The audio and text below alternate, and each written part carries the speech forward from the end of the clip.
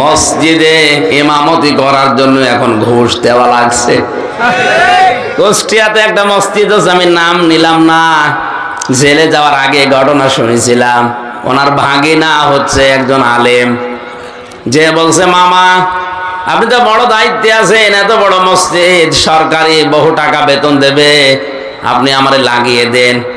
মামা বলছে ভাগিনা কিছু করা লাগবে না, তুই আমারে মিষ্টি খাওয়ার টাকা দিস। ও মনে করছে মিষ্টি খেতে আর কয় টাকা লাগে, 5,000 টাকা দিয়েছে। বলছে 5,000 না 10 লাখ। বলছে মামা মিষ্টি খেতে যদি 10 লাখ, দই খেতে কয় লাখ লাগবে? যে লোকটা 10 লক্ষ টাকা দিয়ে ঘুষ দিয়ে মসজিদে ইমাম হবে, ওর পেছনে নামাজ পড়া তো 100 ভাগ জায়েজ। সবে বরাতে আপনি মাপ পাবেন না। আল্লাহ তাআলা বলেছেন স্পষ্ট কিতাবের আয়াত, ইন্না আনজালনাহু ফি লাইলাতিন মুবারাকাতিন ইন্না কুন্না মুনজিরিন। পবিত্র রজনীতে এই কিতাবকে আমি আল্লাহ নাযিল করেছি, অবশ্যই আমি আল্লাহ সতর্ককারী। ফিহা ইফরাকু কুল্লু আমরিন হাকিম আমরাম মিন ইনদিনা, আমার পক্ষ থেকে এই দিনে গুরুত্বপূর্ণ কিছু ফয়সালা সিদ্ধান্ত নেওয়া হয়।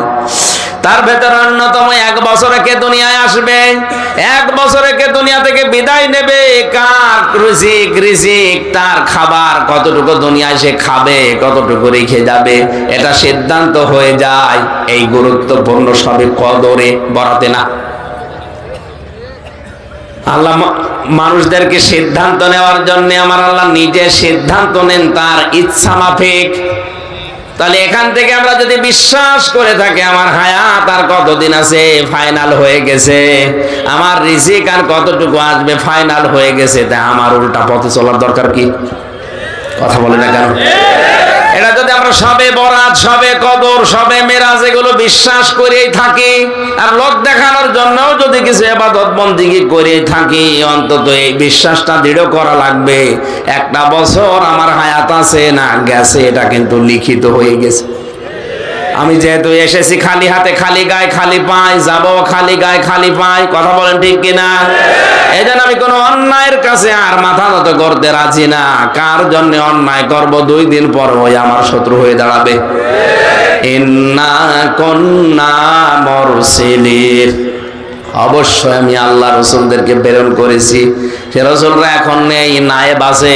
এই যে সমস্ত গুলো নবীজির নায়েব, উত্তরাধিকারী, এদের দায়িত্ব হচ্ছে এখন রাসূলুল্লাহ যা করতেন ওইটা করা। এক একটা শব্দে আমার এই যে ফিহা ইফরাকু কুল্লু আমরিন হাকিম, আল্লাহ গুরুত্বপূর্ণ সিদ্ধান্তগুলো তার আদেশে নিয়ে থাকেন। আমর মানে হুকুম, আদেশ। এত বড় বড় কঠিন শব্দ এর ভেতরে আল্লাহ দিয়েছেন, লক্ষ লক্ষ তাফসিরে কথা লুকিয়ে আছে। যত বের করবেন টান দিয়ে গবেষণা করে তত বের হবে।